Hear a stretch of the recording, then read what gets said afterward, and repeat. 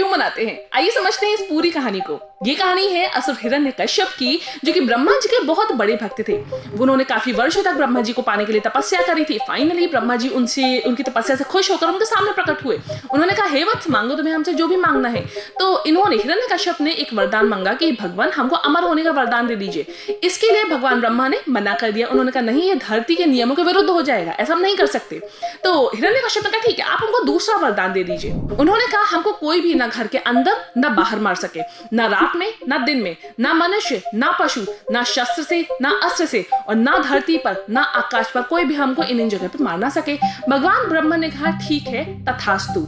इसके बाद हिरण्यकश्यप ने पूरी धरती पर अपना राज फैला दिया। लोगों को बहुत सताने लगे, लोगों को मारने लगे।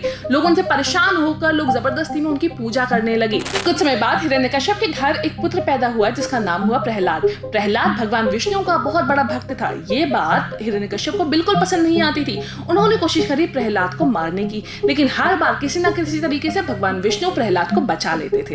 हिरण्यकश्यप की एक बहन थी होलिका। उन्होंने कहा, भैया, मैं इस काम में आपकी मदद कर सकती हूँ। मेरे पास एक वरदान वाली चादर है जिसको अगर मैं ओढ़ लूंगी तो मैं आग से जलूंगी नहीं।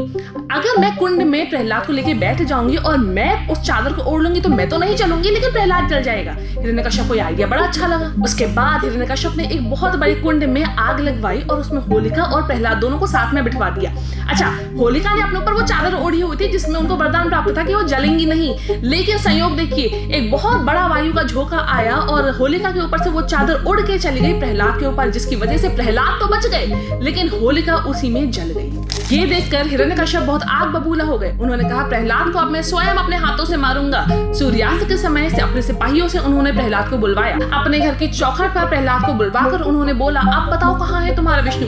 प्रहलाद ने बोला, भगवान तो हर जगह है। ये खंबा जिसके ऊपर आप अपना हाथ रखे हैं उसमें भी भगवान विष्णु है। तभी हिरण्यकश्यप ने उस खंबे को बहुत जोर से तोड़ दिया, उसको गिरा दिया और उसके अंदर से निकला भगवान विष्णु का नरसिंह अवतार। यानी उनका धड़ था नर का और उनका चेहरा था, उनका सर था सिंह का। भगवान विष्णु के इस नरसिंह अवतार ने ही हिरण्यकश्यप को मारा, अपनी जांघों पर रख के और अपने नाखूनों से ऐसे चीरते हुए। अब देखिए, जिस वरदान के कारण उसने पूरी पृथ्वी का जीना मुश्किल करा हुआ था, उसकी एक शर्त भी नहीं टूटी। उससे कहा गया था, ना तुम्हें दिन में मारा जाएगा ना रात में। तो वो समय था सूर्यास्त का, ना दिन ढला था पूरी तरीके से और ना रात आई थी। उससे कहा गया था, ना तुम्हें घर के अंदर मारा जाएगा ना बाहर। तो उसको घर की चौखट पे मारा गया था। ना अस्त्र से मारा जाएगा ना शस्त्र से। उसको भगवान ने अपने नाखूनों से चीरा था। ना धरती पर ना आकाश पर। भगवान ने उसको अपनी जांघों पर रखकर मारा था।